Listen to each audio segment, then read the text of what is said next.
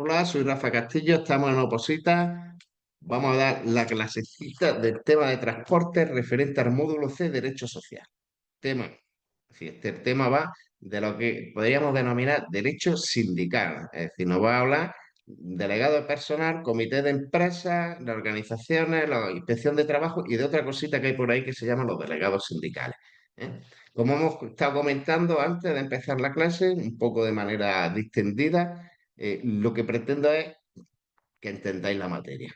Es decir, sabemos que hay un banco de preguntas, sabemos que en plan como cuando te saca el carnet de conducir, inflándote de hacer test, adquieres muchas papeletas, muchas posibilidades de sacarte esto porque al final te las acabas sabiendo de memoria, pero ojo, ¿qué es lo que se pretende desde aquí? Que medianamente entendáis la materia. ¿Por qué? Porque si yo mañana tengo dudas, al entender, al comprender la materia, eh, te puedes sacar del apuro y puedes elegir la correcta porque entiendes lo que estás leyendo. Tampoco pretendemos ser expertos en derecho, y más este tipo de derecho que es feote, pero sí un poco que tengamos unos criterios básicos que nos sirvan para poder elegir una u otra opción en un momento dado. Y además, con lo voy a decir así, que es que cuando tú sabes de lo que te están hablando, se lee más ligerita la cosa. ¿No? Se lee más ligerita y uno puede solucionar la papeleta, ¿vale? Entonces, tenemos el tema en pantalla. ¿Me confirmáis que tenemos tema en pantalla? Ah, sí, yo, Martino también. Y empezamos ya con esto. Compartirlo. Bueno, ¿se ve perfectamente? ¿Se ve bien de tamaño? Lo pongo más grande. Es para hacer un poco de seguimiento, ¿vale? Yo tampoco quiero leer el tema. Ya vais a ver que vamos a ver algunas cositas prácticas que me he ido anotando cuando he estado trabajando en el tema, ¿vale? Bueno, como siempre tenéis al principio un poquillo un índice de lo que se va a hablar, ¿vale? La normativa básica, que tampoco... ¿eh? Y aquí nos vamos. Delegado de personal, comité de empresa. ¿Quiénes son estos señores? Bueno, pues estos señores son los que te representan a ti como trabajador. ¿Qué es lo que determina que haya un delegado de personal o comité de empresa? Pues pura, simple y llanamente el número de trabajadores. Es así de claro. Es así de claro. Que tiene, a lo largo del tema tenéis un montón de escalas de numeritos que son súper preguntables, porque son súper preguntables, que os van diciendo los miembros que corresponden. O sea, es un clásico de examen. Eso se sabe que lo pregunta. Entonces, los delegados de personal son para empresas más pequeñitas, ¿eh? Más pequeñitas, ¿vale? Mientras que los comités ya estamos hablando de empresas más grandes a partir de 50 trabajadores, ¿eh? Y donde hay ya, incluso puede llegar a haber comités intercentros, es decir, una empresa muy grande que tiene varios centros de trabajo, pues entonces tenemos un comité en cada centro y luego hay el intercentro, que esto sería como las mancomunidades de vecinos, ¿eh? Donde cada bloque tiene su comunidad y luego hay una mancomunidad, ¿verdad? Pero bueno, eso sale más adelante. Entonces, básicamente aquí tenemos el Estatuto de los Trabajadores, que hay, el artículo 61 nos manda al artículo 4. ¿Eh? Básicamente lo que nos habla es del derecho a participar en la empresa a través del órgano de representación. Es decir, tú puedes participar en tu empresa, pero a través de estos señores que has elegido, no tú directamente, tiene que ser a través de ellos. ¿De acuerdo?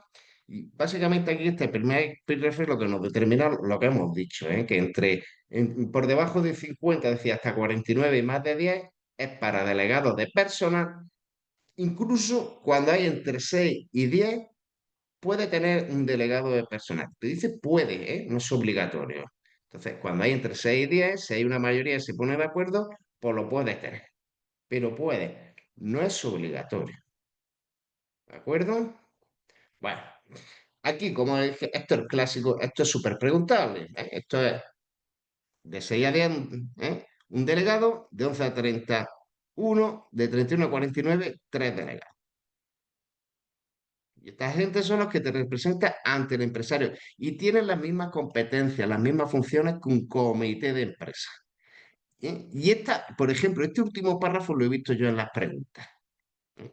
Los representantes de los trabajadores no tienen capacidad para presentar demandas particulares. Es decir, si tú tienes cualquier problema con la empresa y tú te quieres ir a un juzgado de lo social, tú te puedes ir. El sindicato, el sindicato te lo podrá llevar el abogado del sindicato, si está afiliado o si le paga, pero no pueden hacerlo por ti. Necesita tu conocimiento, necesita tu consentimiento. Están para ayudarte, no para hacerlo por ti. ¿Eso lo habéis entendido?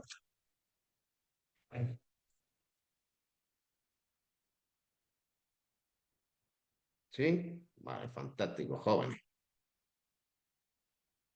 Bien, venga, pues seguimos con los comités de empresa, que esto es un poco es decir, las leyes son muy repetitivas. Pues, a veces lo tiene que poner la ley, pero es que a veces repite, porque claro, el comité de empresa viene a ser los representantes de las empresas más grandes. ¿Cuál es la diferencia con los delegados personales? Que es un órgano colegiado. Un órgano colegiado significa que tiene varias personas físicas, lo constituyen. Varias personas físicas son las que lo forman. Y ojo, el detalle. Fijaros aquí abajo que siempre hay un número impar. 5, 9, 13, 17, 21. ¿Por qué? Porque en caso de empate, el presidente es el que decide. No puede haber empate en las decisiones. Son impares. ¿Habéis dado cuenta de ese detalle? ¿Eh? Entonces, este órgano, como un órgano colegiado, que hay muchos miembros, hay uno que es el presidente, que es el representante del comité, hay un secretario que básicamente lo que se dedica a hacer la acta, a dar fe, a comunicar las convocatorias, ¿verdad? Generalmente hay un reglamento para su funcionamiento. ¿Eh? ¿Eh?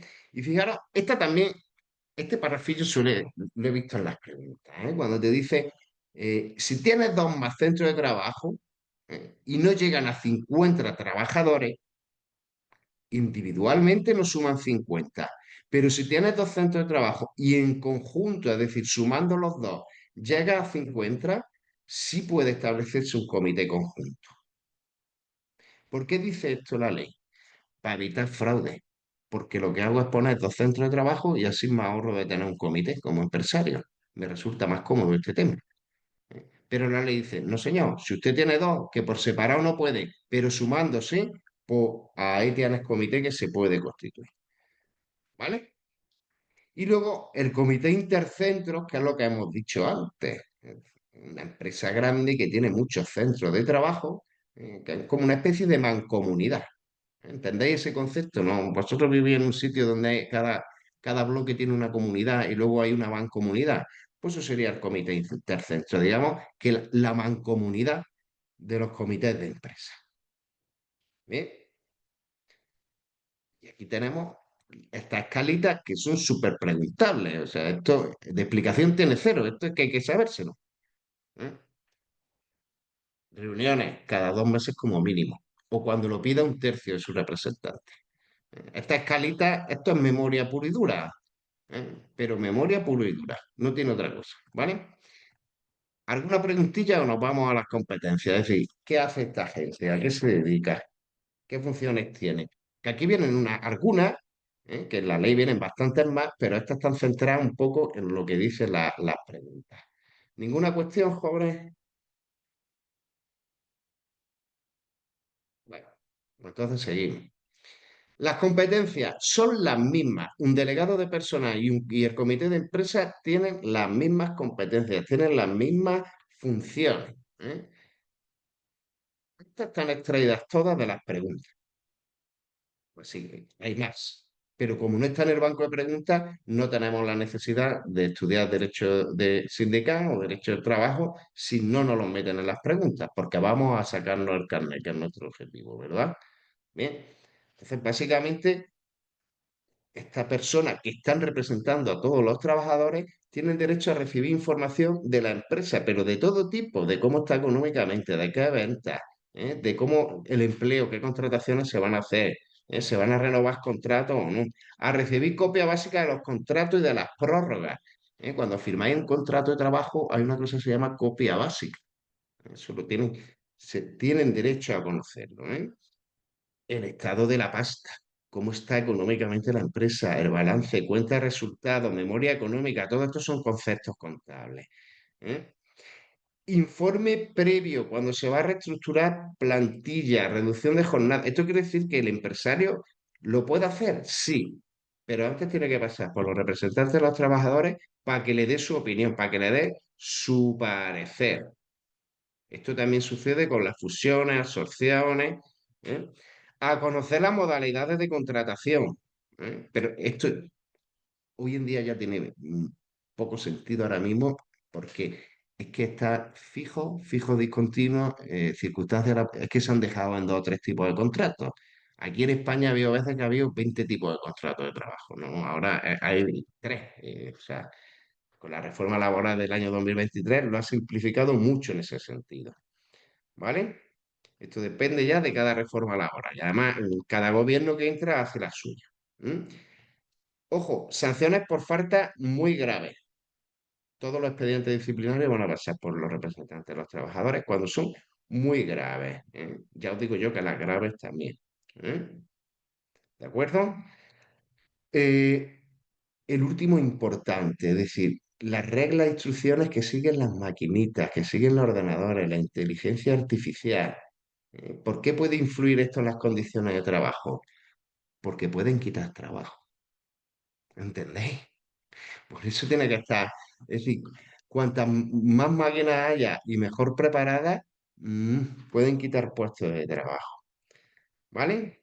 Bueno, el plazo de 10 días para las copias básicas, que también lo tenéis en las preguntitas, ¿vale? Tienen derecho a saber los índices de asentismo, saber lo que es el asentismo, es decir, la, la- la oferta de asistencia al trabajo, sea justificada o no. El asentismo mide los días que no vas a trabajar, ya sea justificada o no justificada. ¿Eh? Accidente de trabajo, enfermedades profesionales, ¿eh? Tiene que vigilar que se cumpla todo el tema de salud laboral, de higiene, prevención de riesgos laborales, participar en las obras sociales. Las obras sociales son esto que hace, por ejemplo, no sé si os suena la Fundación La Caixa. Las empresas pueden tener, estos son grandes, ¿verdad? Telefónica, Caixa, todas estas suelen tener una obra social, una fundación para hacer este tipo de cuestiones, ¿verdad? Bueno, otra importante es la subcontratación con la empresa, es decir, qué parte de nuestro trabajo lo está haciendo empresas externas a la nuestra, ¿vale? Y sobre todo, fundamental, ¿eh? Lo han metido hace poquito y no descarto que lo metan en el banco de preguntas, porque es una cosa nueva que surge al amparo de la Dana de Valencia. El tema de las medidas de actuación por temas de catástrofes y fenómenos meteorológicos. Incluso se ha creado un permiso en el Estatuto de los Trabajadores cuando haya condiciones adversas, meteorológicas adversas para que te puedas quedar en tu casita. Esto surge al amparo de la Dana. Fijaros que de 28 de noviembre del 24. ¿Vale? Y, importantísimo, cuando hay más de 50 trabajadores, tienen capacidad para ejercer acciones ante la administración y ante los juzgados. ¿Eh? Pueden irse directamente contra la empresa. Bien, bueno, ¿alguna cosilla?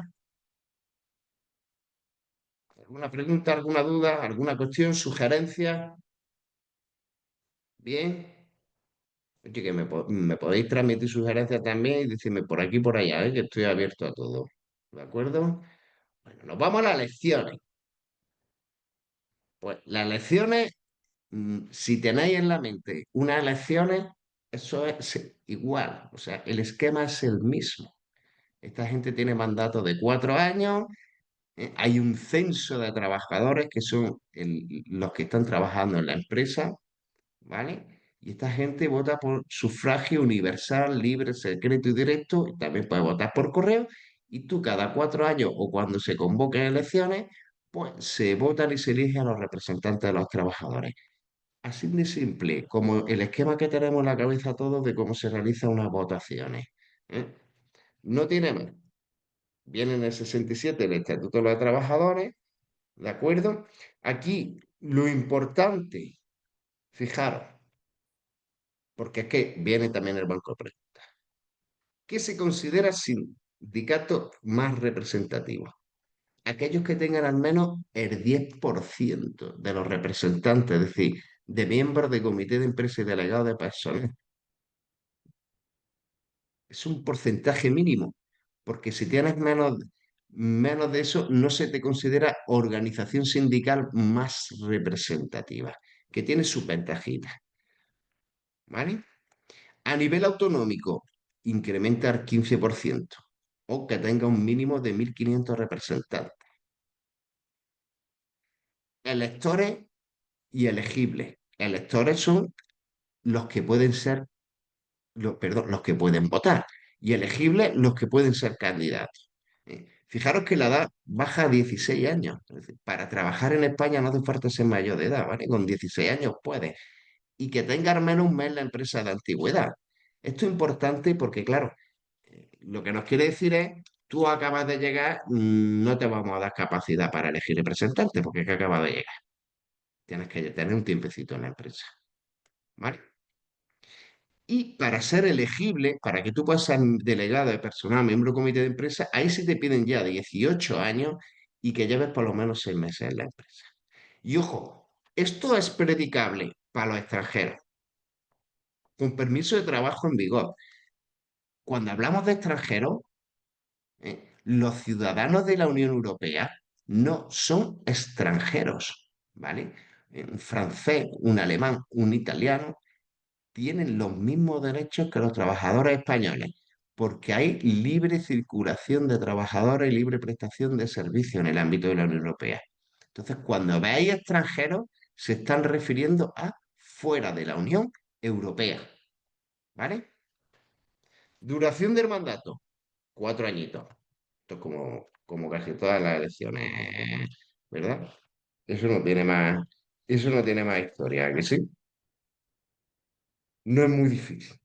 Bien, garantía de los delegados de personal y comité de empresa. Cuando estamos hablando de garantía, ¿a qué se refiere? Es decir, digamos entre comillas, ¿vale? Para que nos entendamos. ¿Qué prebenda? Es decir, ¿qué plus me da a mí ser miembro de un comité de empresa o un delegado de personal respecto al resto de trabajadores? ¿Eh? Pues estas son las prebendas. Y digo prebenda entre comillas, no de manera despectiva, sino lo que trato es de decir que tienen un plus de protección. Pero tiene un plus de protección porque son los que se van a enfrentar al empresario, los que van a negociar con él, los que van a dar la cara a los conflictos. Por eso la ley le otorga una especial protección respecto al resto de los trabajadores. Por ejemplo, en casos de sanciones graves o muy graves, ¿eh? Un expediente contradictorio. En este expediente, aparte de interesado, que será el miembro del comité de empresa o el delegado de personal, se oirá a todos los representantes de los trabajadores, ¿verdad? Si a ti te monta un expediente, esto no sucede. Te van a dar audiencia a ti y ya está. Y comunicarán al comité, pero comunicarán al comité de empresa. No, no, aquí el comité de empresa va a estar por medio. Es void part, ¿de acuerdo? Prioridad en la permanencia. ¿Esto qué quiere decir? Que si la empresa va echando gente o tiene que ir cerrando, tú eres el último en salir, eres el último en despedirte, ¿vale? Esto también pasa cuando hay un ERE o un ERTE. Los delegados sindicales, los miembros del comité de empresa y delegados personal son los últimos en entrar, ¿vale? No te pueden despedir ni sancionar por haber ejercido tus funciones, incluso un año después de haber terminado tu mandato o que hayas dimitido o que te hayan revocado. Revocado, ahora lo veremos lo después, que te pueden revocar, es decir, que te echan los propios trabajadores, es posible. ¿Eh? Tiene que ser por un motivo distinto al despido disciplinario. ¿De acuerdo? Y el hecho de ejercer este cargo, este puesto, no te puede perjudicar profesionalmente. Bueno, el crédito de horas sindicales mensuales. Es decir, tú puedes ser una liberación total o una liberación por hora. ¿Qué es lo que os quiero decir con esto? A ver, los sindicatos cuando hay elecciones, ¿vale? Lo que ganan son, aparte del número de representantes, un número de crédito de horas y luego ellos los reparten. Por eso hay algunos que son liberados totales y otros que están liberados X horas, ¿vale? Aquí os pone el número de horas, que esto es otra cosita que se presta mucho a preguntarse. Aquí, no lo, aquí os lo dice acumular dicha hora en uno o varios miembros. Es decir, tú puedes ser delegado sindical de comisión obrera 15 horas mensuales y tú 15 horas al mes te puedes dedicar a ser un delegado de personal porque estás liberado de tu trabajo. Bien, ¿alguna preguntilla? ¿Nos vamos enterando? ¿O está gustando? O, es decir, ¿estáis entendiendo? ¿Estáis comprendiendo?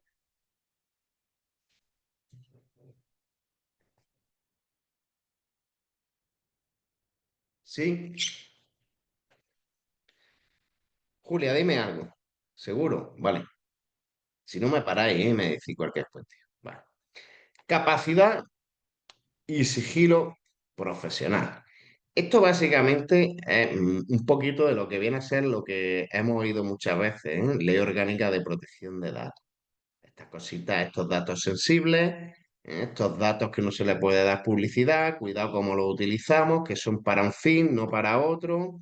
Esto todos tenemos que te llaman al teléfono y dices, ¿y esta persona cómo tiene mi teléfono y sabe mi nombre? ¿Eh? Entonces, el comité de empresa, como hemos visto, puede ejercer acciones judiciales administrativas para la defensa de los trabajadores, votando por mayoría de sus miembros. Ya hemos visto que son impares, con lo cual no puede haber empate. ¿Eh? El comité de empresa puede tener expertos que le ayuden. Es decir, todos los sindicatos tienen técnicos de prevención, tienen abogados, tienen economistas, ¿verdad? Pero ¿a dónde vamos? Deber de sigilo. Todas las personas que están ahí y que tengan acceso a esa información y la conozcan, eh, tienen que tener la obligación de usarla de manera reservada. No puede crearla, no darles publicidad. No puede usar esos documentos fuera del fin para el que te han sido dados.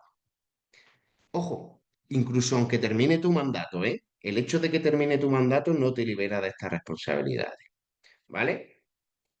Y luego hay cuestiones, como aquí nos transmiten, que son ya de lógica aplastante. Es decir, la empresa no te va a dar información, porque hemos visto que al comité de empresa y delegado de personal hay que darle información de muchas cosas, ¿verdad?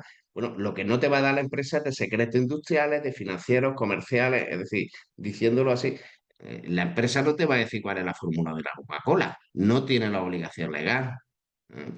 Porque es que le puede afectar a su competencia y que puede llegar a otra empresa y ahora se lo filtras tú.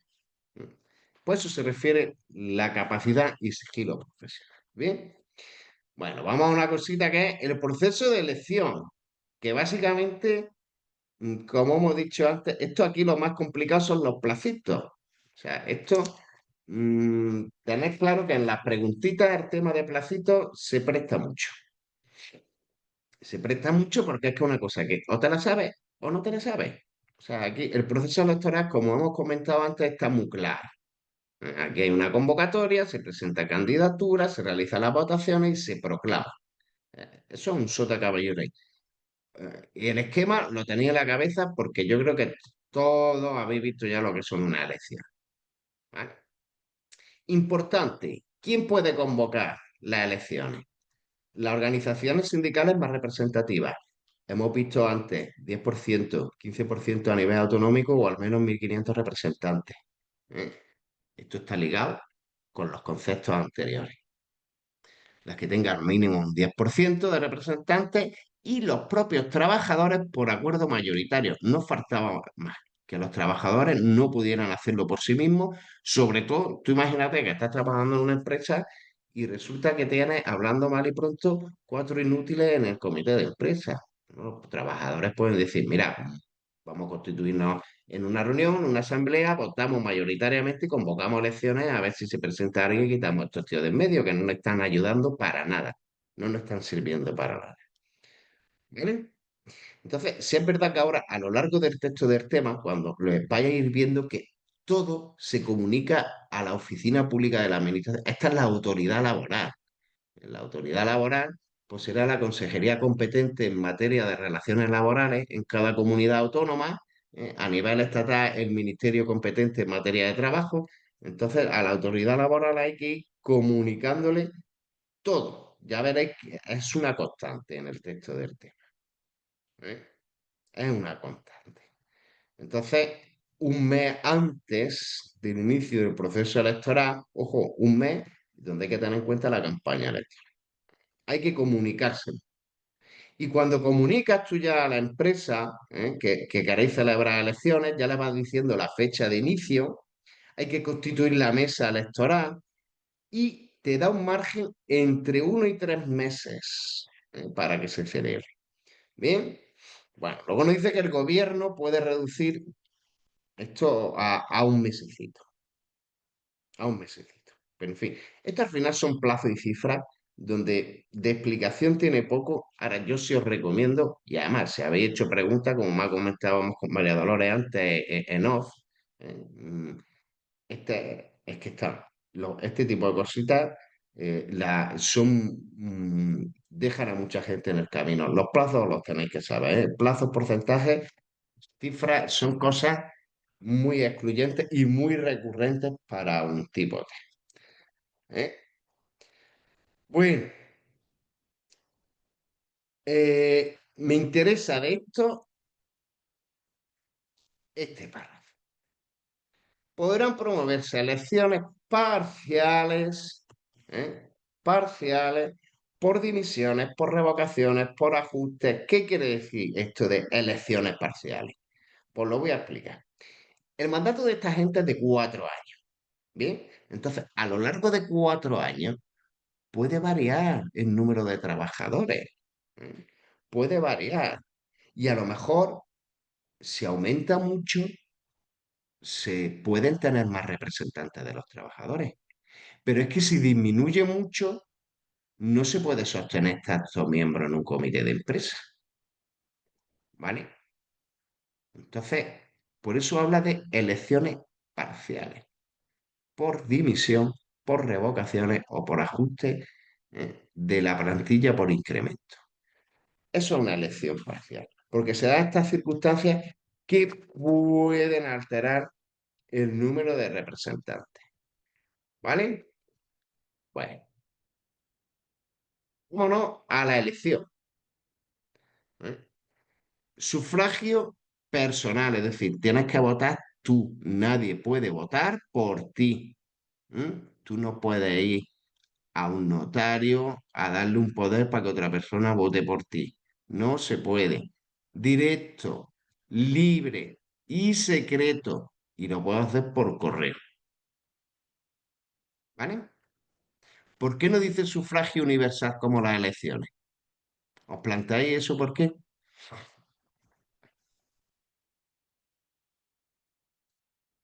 ¿Eh? Porque no es universal porque no puede votar todo el mundo. Solo pueden votar los trabajadores de la empresa. Cuando tú vas a ver cuando tú te estudias el derecho a voto en general, se dice sufragio universal. Bueno, aquí no es universal. Aquí tienes que estar en el centro, formar parte, que lo hemos visto antes, ¿verdad? Y aquí os lo repito un poquito. ¿eh? Mayores de 16 años, con una antigüedad menos de un mes, mayores de 18 o al menos 6 meses de antigüedad, salvo que haya habido movilidad o que el convenio pacte otra cosa, que lo puede bajar hasta 3 meses. Bien, y como hemos dicho antes, los extranjeros, mismas condiciones. Presentación de candidatura, es decir, hemos llegado, hemos comunicado a la autoridad laboral que vamos a celebrar elecciones, ¿eh? Se ha comunicado a la empresa y ahora hay que presentar candidaturas, es decir, ¿quién puede presentarse? Por los sindicatos y coaliciones por dos más sindicatos de trabajadores, ojo, y los propios trabajadores. No tienes que estar metido en ningún sindicato. Tú como trabajador te puedes presentar siempre que tengas el respaldo de al menos 3 veces del número de puestos a cubrir. ¿Y esto qué quiere decir? Pues esto es muy fácil. que si hay 5 puestos a cubrir, yo con 15 firmas puedo ir. Hay 15 compañeros que me avalan a que me presente de candidato. ¿Bien? ¿Eso lo habéis entendido?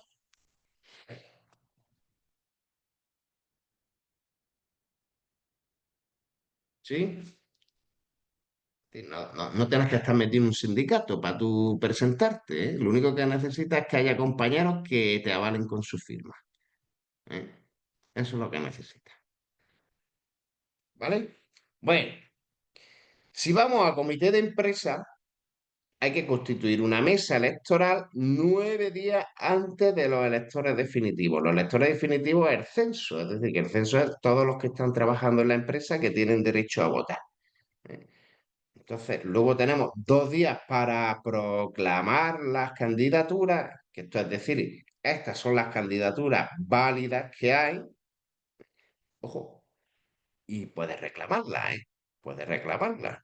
Se tiene que decidir para arreglar cualquier tipo de cuestión o problema, nos da 5 días, que de hecho hay siempre historia, ya lo digo yo. Esto es un clásico en esta vida. Yo he padecido el tener que estar en una mesa de presidente, en una mesa electoral, en una administración pública y disparan con pólvora de rey, ¿eh? Se dispara con pólvora de rey. Bueno, la votación. Otra vez nos vuelven a decir sufragio personal, libre, directo. Cada elector, y esto es muy importante porque es preguntable, y está, cada elector puede darse un voto a un número máximo de aspirantes según el de puestos a cubrir. Es decir, si hay tres, puedo votar a tres delegados de personas, ¿vale? Porque hay tres puestos. Ojo, candidatura a lo mejor hay 10. Pero como hay tres puestos, tú en tu votación dices, uno, tal, segundo, este, tercero, este. Bien. ¿Quién se elige? El que tenga mayor número de votos. El sistema mayoritario. El que más saque. En caso de empate, el más viejo en la empresa. Bien. Entonces, en los delegados de personal, presidente de la mesa, el que se encarga de hacer las copias del acta, se le manda al empresario, a los interventores de la candidatura. Los interventores son representantes de las candidaturas que hay que están controlando allí el tema. Esto es como las elecciones, los interventores de los partidos, ¿eh? Esto cuando va a votar y está allí con su cartelito colgado, por el partido que está allí de interventor, ¿vale? Se publica en el tablón de anuncios y este original de acta, de los votos nulos, de los votos impugnados, porque la mesa decide si hay voto nulo y determinará los votos que son impugnados. Todo esto hay 3 días para mandarlo a la autoridad laboral. Tiene su trabajillo, ¿eh? Esto tiene su trabajo, ¿vale? Y al siguiente día que le llega a la autoridad laboral, pues lo publica y se entrega copia a los sindicatos correspondientes. ¿Bien? Y luego pues tienen plazo para recurrir y ya os digo yo que hay recursos y muchos. Eso, para delegados de personal es más facilito. Miembros del comité de empresa, a ver, por analogía viene a ser básicamente el mismo proceso. Lo que pasa es que tiene más cositas porque, claro, aquí ya estamos en empresa a partir de 50 trabajadores, elegimos mucha gente y, ojo, y los sindicatos se juegan mucho, porque esto es representatividad a todos los efectos. Bien, entonces, aquí como hay más de 50 trabajadores, tiene que haber un censo y tienes dos colegios.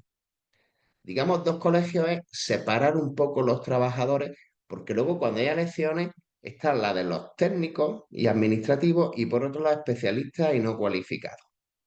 ¿Vale? Pues, un ejemplo, un hospital privado, pues los técnicos van a ser médicos y enfermeras y los especialistas no cualificados, pues va a tener a los celadores, los auxiliares de enfermería, y las cocineras. Entonces, no quiere decir que te discrimine o que tu voto valga menos, no. Es que las candidaturas también, los propios sindicatos te presentan candidaturas para técnicos y candidaturas para especialistas y no cualificados. ¿Mm? No es que suponga una discriminación, ¿vale? Eso sí, luego ya cada convenio puede establecer más cositas. ¿De acuerdo? A diferencia de los delegados de personal, tú aquí solo puedes votar una de las listas. Hemos visto que el delegado de personal puede dar tantos votos como número de puestos haya. No, no. Aquí solo a una de las listas de tu colegio. Es decir, si tú eres enfermera, podrás votar enfermera, pero tú no puedes ir al de especialista no cualificado a votar. Tú tienes que ir a tu colegio, al colegio que te corresponde. ¿Verdad? ¿Eso lo habéis entendido?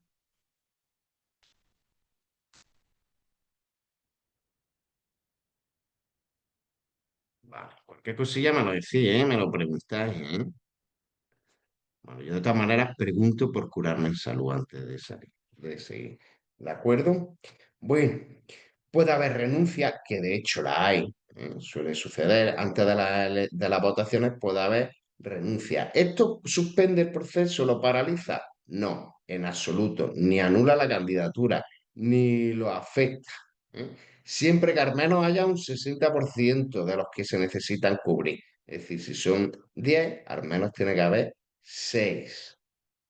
Esto suele pasar, aparece pero es cierto que a veces cuesta encontrar a gente que vaya en la lista por un sindicato, ¿vale?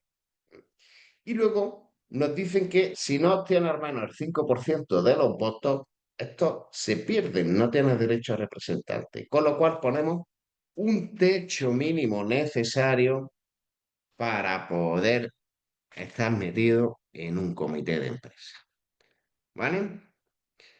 Bueno, aquí no, os dice una cosilla, fijaros, dice, mediante el sistema de representación proporcional se atribuye a cada lista el número de puestos. ¿Sabéis lo que es el sistema de representación proporcional?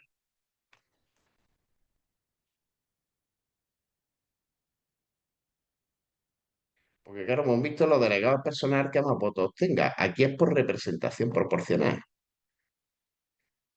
Esto básicamente es una regla de tres, que nos dice que es del cociente, sí, la división entre el número de votos válidos por el de puestos a cubrir. Es decir, si tenemos 200 votos que le corresponden 9 miembros del comité de empresa, habrá que dividir 200 entre 9. Y al dividir 200 entre 9 te dice que tú para tener un representante necesitas 22,22. Y con 22,22 tú te vas a tener un puesto de los 9. 22,22 respecto a 200, ¿eh? Entonces, si tienes 45 tendrás 2. Y si tienes 90 tendrás 4. Así funciona eso. Bien, ¿lo habéis cogido?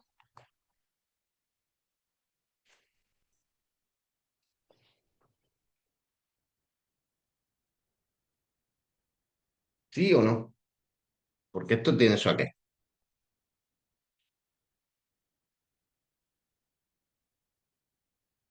Sí, sí, seguro. Vale, vale. De acuerdo. Me quiero asegurar de las cositas que tienen cierta, cierta complejidad, ¿eh? Que pueden tener, porque esto sí es verdad que ha de explicar. Bueno, luego aquí un poquito os repite lo mismo que los comités, que los delegados de personal. O sea, es un repe porque es que es repe. O sea, es que es repe, ¿vale? Es que es repe la cosa. Entonces, no vamos a repetir, ¿vale? Representante de fijos discontinuos y de trabajadores no fijos. Es decir, los que tienen contrato temporal o los que van, entre comillas, por campaña. Es decir, pues esta gente también están representados por delegado personal y comité de empresa. ¿Vale? Ahora, ¿cómo lo asimilamos para dar representantes? Pues muy fácil. Los fijos discontinuos, o los que tienen un contrato temporal de más de un año de duración, se computan como fijos de plantilla. Con lo cual, a la hora de hacer censo y a la hora de ver el número de miembros del comité de empresa que hay que tener en cuenta, estos suman como si fueran fijos. Ahora, la letra B, los que tienen un contrato hasta un año, ¿eh? Cada 200 días trabajados o fracción, cuenta como un trabajador más. Estos efectos de saber cuántos miembros de comité de empresa hay que elegir. Bien, eso lo he visto yo en las preguntas por ahí, me suenan a mí, compañeras. La mesa electoral, ¿qué no es la mesa electoral? Digamos que es decir, cada empresa o centro de trabajo va a tener una mesa. Y como hemos visto antes, hay colegios, tanto para técnicos y administrativos y especialistas no cualificados. Pero es que además hay colegios en función del número de trabajadores. Porque claro, si tú tienes 250 o menos trabajadores, tú solo vas a tener una mesa con tus dos colegios. Pero si tú tienes más de 250, ¿vale? Tú vas a tener más colegios. Tú vas a tener más colegios.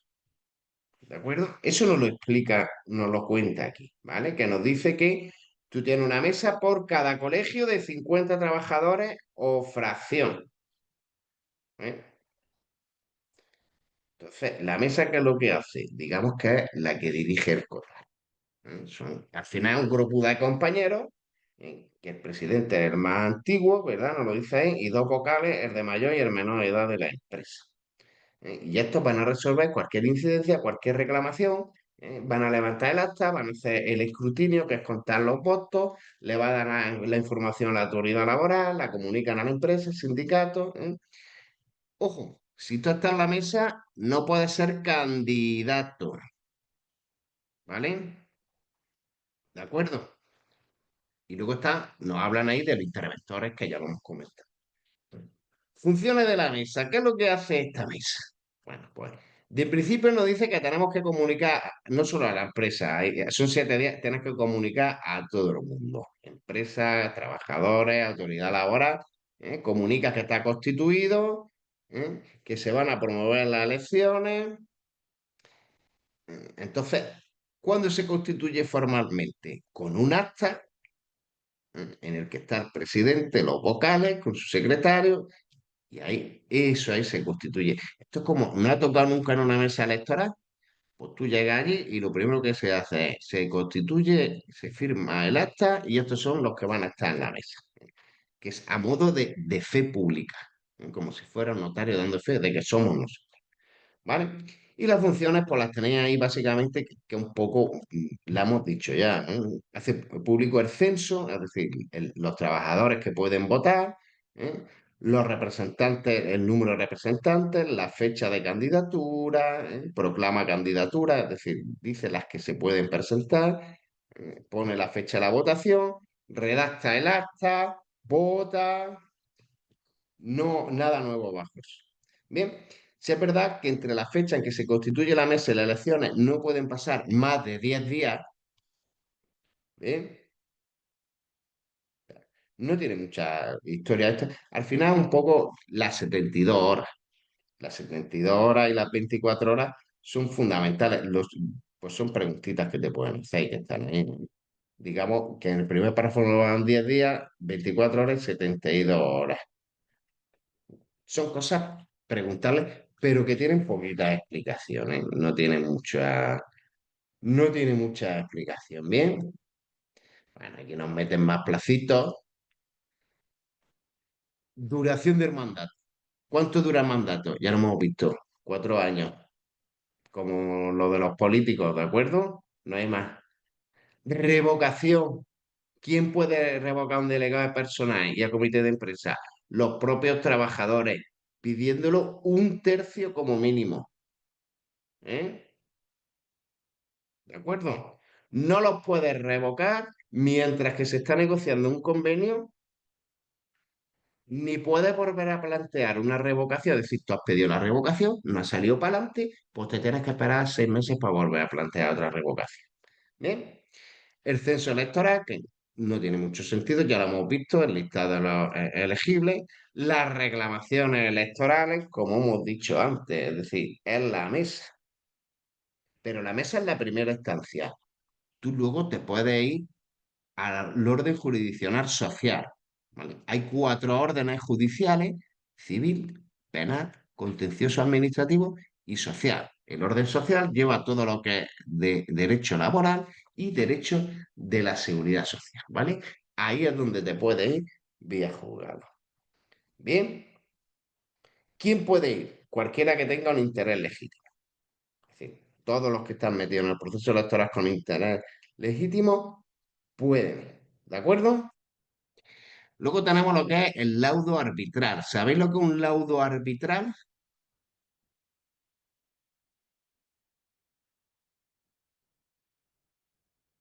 ¿Sí? ¿No? ¿Lo habéis oído alguna vez?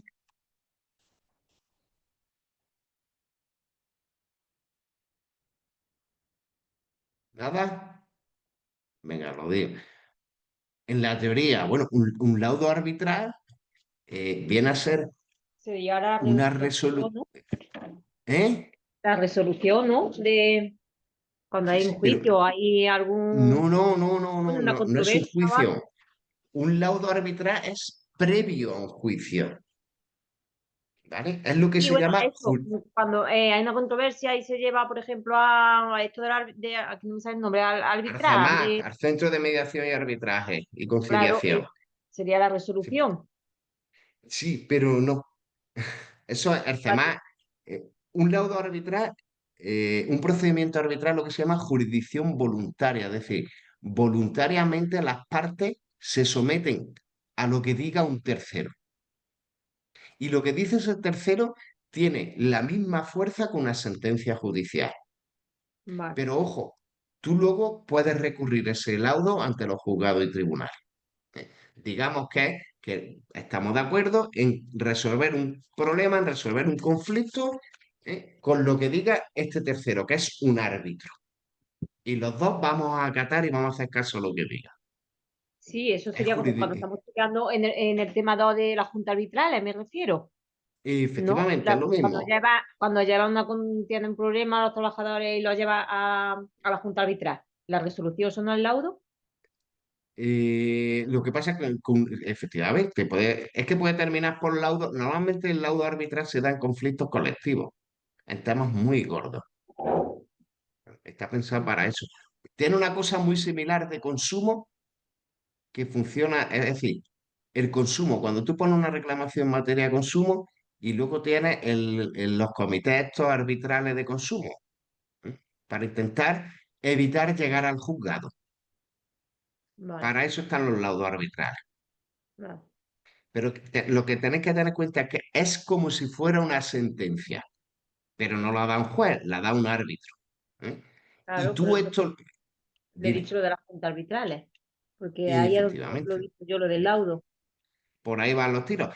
Esto hay una cosa muy parecida, salvando la distancia, que es cuando tú interpones una demanda en el juzgado de lo social, antes del juicio se intenta el acuerdo, mediación y arbitraje, Vale, ¿vale? Por eso esto es un procedimiento arbitral. Lo que vale, pasa es que el laudo arbitral está pensado para los conflictos colectivos, para las cuestiones gordas, ¿vale? vale,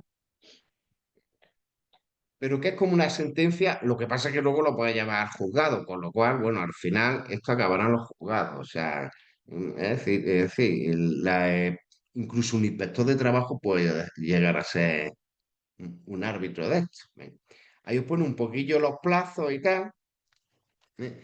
Pero aquí, fijaros que lo interesante es que si las partes se ponen de acuerdo, pueden elegir al árbitro ellos.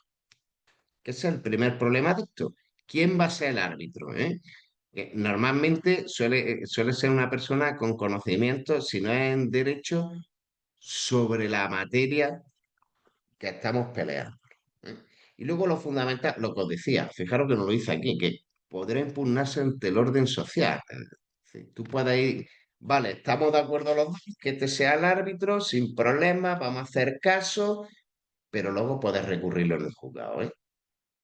Y de hecho se hace. Porque esto, si no me gusta lo que me dice, el problema del árbitro es que tiene que llegar a un punto de equilibrio y de entendimiento entre ambos, ¿verdad? ¿Cómo se elige, cómo se elige a un árbitro? Aquí lo tenéis. Tiene que ser alguien neutro, profesional, generalmente materia de derecho, graduado social, ¿verdad? Y acuerdo unánime de los sindicatos más representativos. De ahí la importancia de la cifra esta que hemos visto antes, ¿verdad? De los porcentajes. Si no hay acuerdo unánime, es la autoridad laboral, es decir, es la administración la que dice quién es. Y ojo, si las partes se ponen de acuerdo, pueden designar árbitro al quien quieran ellos. ¿Mm? Y este árbitro, eso sí, se nombra por 5 años. Cada vez que os peleéis, nos vamos a estar buscando a uno. Lo dejamos ya nombrado para todo lo que pueda surgir. ¿Vale? Bien. Las organizaciones sindicales. Ley Orgánica Libertad Sindical. Bueno, lo que tenéis que hacer, de principio, el derecho a sindicarse libremente es un derecho fundamental de la Constitución española que está súper protegido. Es decir, puede ir el amparo ante el Tribunal Constitucional. Pero aquí lo importante es quién no tiene este derecho. Pues no lo tienen los jueces, los fiscales, ¿eh? Los magistrados, una categoría profesional de juez.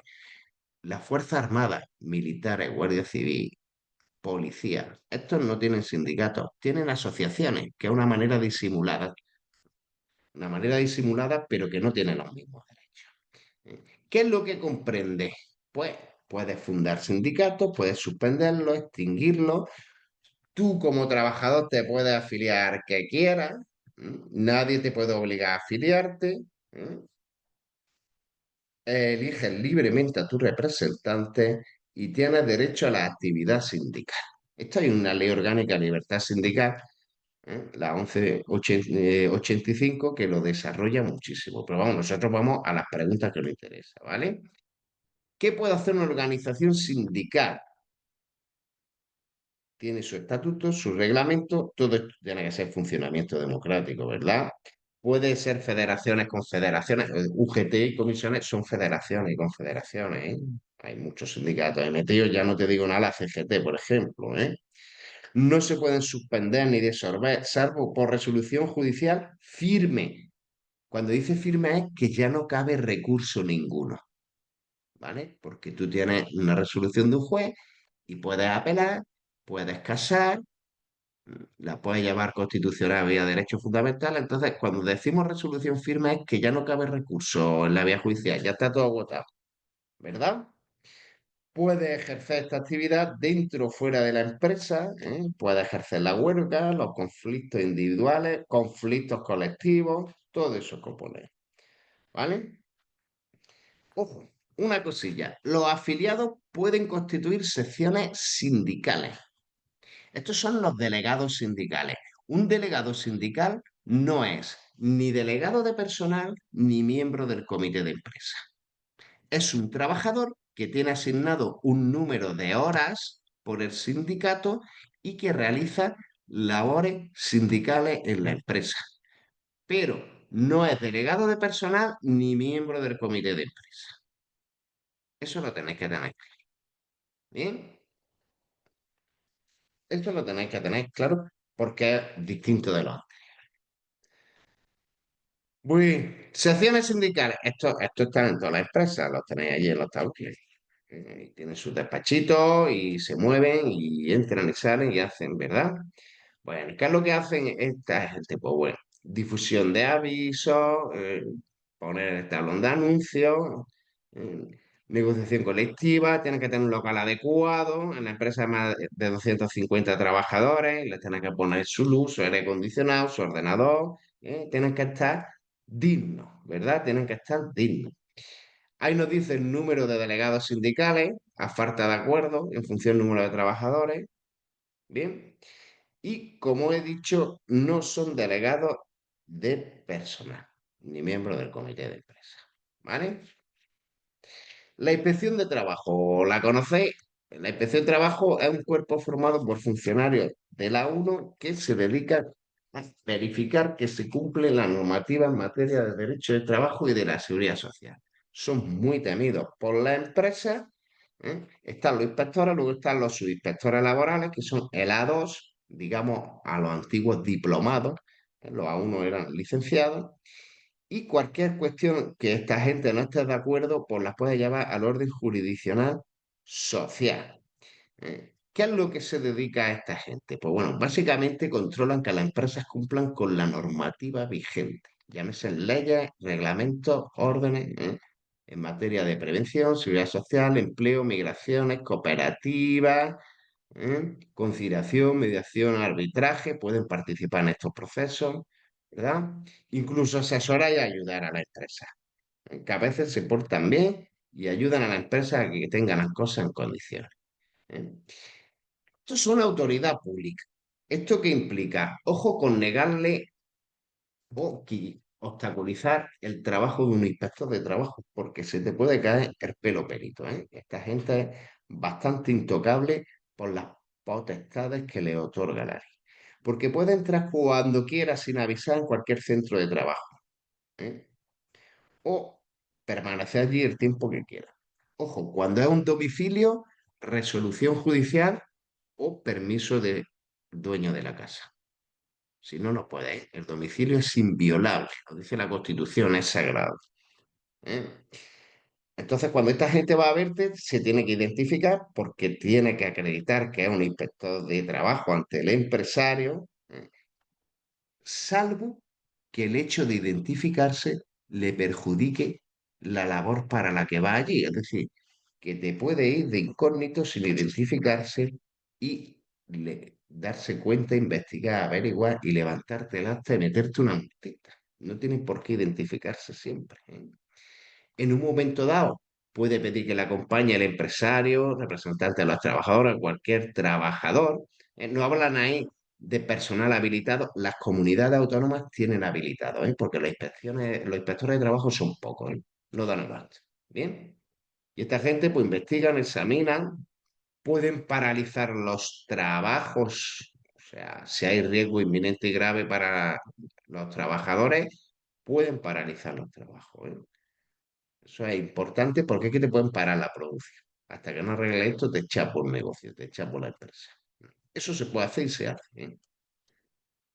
Principio, esto es un poco teoría, ¿vale? De hacia dónde va a orientar la actuación y el trabajo que realizan estas personas, estos empleados públicos, ¿eh? Tienen que ser eficaces, ¿eh? Coordinar, cooperar, participar, imparciales, objetivos, tienen que tener en la plaza de inspector de trabajo o su inspector laboral, eso está reservado para ellos, trabajan en equipo de forma programada, en fin. Medidas que derivan de la acción inspectora, es decir, lo que hace esta gente, ¿en qué se puede plasmar? ¿Eh? Pues se puede plasmar en que hemos visto que te pueden hasta chapar el centro de trabajo y paralizar la producción. ¿eh? Pero aquí he metido un parrafillo de que te pueden advertir, te pueden requerir, se pueden adoptar medidas o decirte que subsanes para adaptarte a la normativa.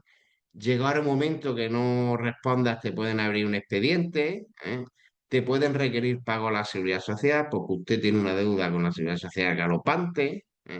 Pueden inscribir a empresas, dar de alta a trabajadores de oficio, darle de baja, porque claro, si tú no las das como empresa de alta, te lo dan ellos. Y ahora te van a exigir que pagues la seguridad social que no has pagado. O sea, mm, que no todo es la sanción, porque a ti te llega un inspector de trabajo, te pilla que no está dado de alta a tres trabajadores, la multa te la llevas como empresa. Pero es que ahora te lo va a dar de alta de oficio desde que él pueda acreditar que están trabajando allí.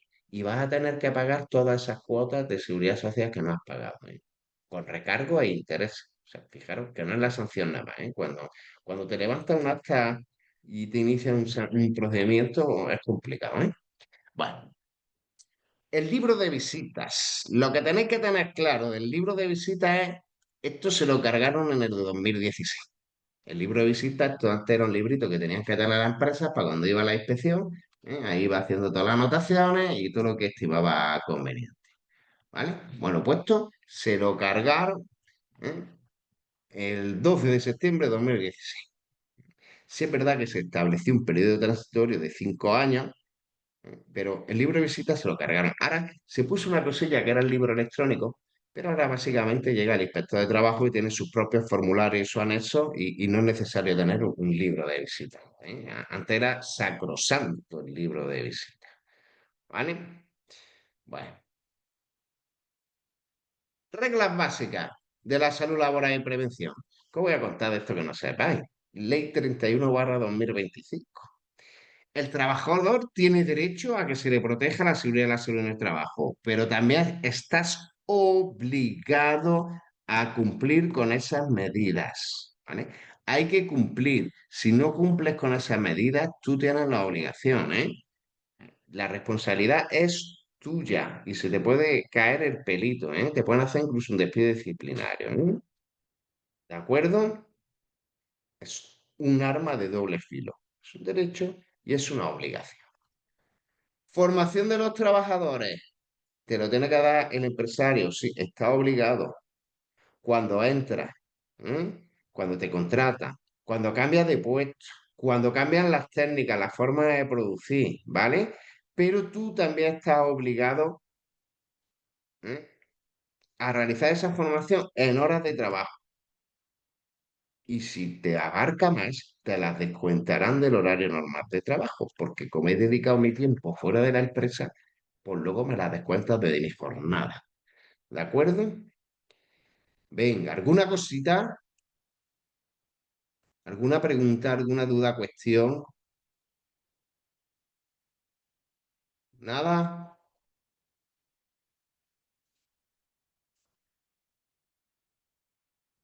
¿Nada? Bien, bueno. Principio de la actividad, de la acción preventiva. Es decir, ¿para qué sirve la actividad preventiva? Porque algunas cosas son de lógica. Voy a evitar riesgos, voy a evaluar riesgos que no se pueden evitar, pero los mide, los tiene en cuenta para haber el menor daño posible. Hay que combatirlo en su origen. Hay que adaptar el trabajo de una persona eligiendo los mejores equipos, los mejores métodos. ¿Eh? ¿Qué es lo que quiere decir? Es decir, si tú eres cocinera, ¿vale? Esto es muy monótono, esto es muy repetitivo. Entonces, vamos a rotar en vez de hacer siempre el primer plato, hoy va a hacer segundo, mañana va a hacer postre para que no sea repetitivo, monótono. ¿De acuerdo? Hay que tener en cuenta la evolución de la técnica, es decir, nuevas maquinarias, nuevos programas informáticos, nueva tecnología. Estamos en carnet de transportistas, ¿verdad? Todo lo último que os puedan poner y vosotros estáis súper controlados con el tema tacógrafo y demás. O sea, complicadísimo ese tema, ¿eh? Sustituir lo peligroso, ¿vale? Planificar la prevención, no se puede ir a lo loco, hay que ir con un objetivo marcado. ¿Eh? Normalmente, ¿qué quiero hacer? ¿Cómo lo quiero hacer? El tiempo, ¿cómo voy a evaluar? ¿Cómo voy a medirlo, ¿verdad? Bueno, hay que tener en cuenta las capacidades profesionales de cada trabajador. ¿Esto qué quiere decir? Que no todo el mundo tiene el mismo nivel, ni las mismas capacidades, ni sabe hacerlo igual. Por eso hay que tenerlo en cuenta a la hora de la prevención de riesgos. ¿Eh? No quiere decir que haya más tonto y más listo. Quiere decir que hay gente que tiene mayores capacidades profesionales y otros menores, que no es porque tengan más formación ni porque sea universitario. Es que el que lleva 3 años en la empresa va a tener, por regla general, una capacidad profesional mejor que el que lleva 3 meses. ¿Eh? ¿De acuerdo? Hay que dar información suficiente y adecuada. Hay que tener un plan B. ¿Qué significa el plan B? Cuando nos habla aquí, la eficacia de las medidas prevé las distracciones e imprudencias. Cuando tú planificas la actividad preventiva, tú tienes que contar con que el trabajador o trabajadora pueda distraerse o pueda tener una imprudencia. Y tienes que establecer la prevención de riesgos laborales teniendo el plan B, teniendo previsto que esa distracción o esa imprudencia se va a producir. Esa es una adecuada planificación de prevención de riesgos laborales. ¿De acuerdo? Y el último parrafillo, que básicamente lo que te puede decir que puedes tener seguros privados, lo que viene a ser toda la vida de Dios, una mutua. Evaluación de riesgos. ¿Qué es una evaluación de riesgos? Una evaluación de riesgos es coger puestos de trabajo, analizarlo y decir qué riesgos tienen, qué medidas hay que adoptar. O sea, esta evaluación tiene que estar dentro de lo que es la operativa de la empresa. Bien. La vigilancia de la salud, facilito. El típico reconocimiento médico que tienes derecho y que te tienen que hacer. que suele ser obligatorio. Y si tú no te lo vas a hacer como trabajador, tienes que firmar tu renuncia por escrito, ¿vale? Derecho de participación y representación. Esto un poco repe, pero bueno, viene así estructurado. Esto quiere decir, ya lo hemos visto, a participar tú en la empresa, ¿eh? Pero ojo, en materia de prevención de riesgos laborales, hemos visto delegado de prevención, delegado de prevención, delegado de personal, miembro del comité de empresa, hemos hablado de delegados sindicales, pero en materia de prevención también tengo mis representantes. ¿Eh? También tengo mis representantes. Hasta 30 trabajadores, ¿eh? Estará el delegado de personal que ejercerá esas funciones y a partir de 31 ahí tenéis la escala de cuántos delegados de prevención tiene que haber. Y a partir de 4001 llegamos a 8 delegados de prevención. Entonces, esto es para temas de prevención de riesgos laborales exclusivamente. ¿Qué hace esta gente? Por aquí la tenéis, funciones y niveles de cualificación. ¿Qué es lo que hace esta gente? Cuidar por nuestra seguridad y salud como trabajadores, asesora, informa, ayuda a los trabajadores y al empresario. Realizan la actividad preventiva. O sea, ¿la empresa cómo hace esta actividad preventiva?